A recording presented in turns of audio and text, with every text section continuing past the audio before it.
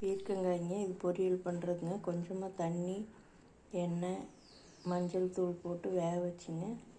சின்ன வெங்காயம் நல்லா தாளித்து விட்டுங்க.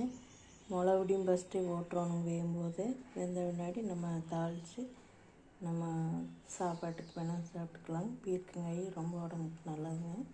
இப்படி தனியாகவும் வேக வச்சு நம்ம பீர்க்கங்காய் கிரேவி மாதிரி செய்யலாம். சாம்பார் தூள் தான் போடணும். உப்பு தேவையான அளவு கடைசியில் போட்டுக்கலாம். எண்ணெய், மஞ்சள் தூள், தண்ணி கொஞ்சமாக தான் ஊற்றணும். குலுக்கி விட்டுங்க.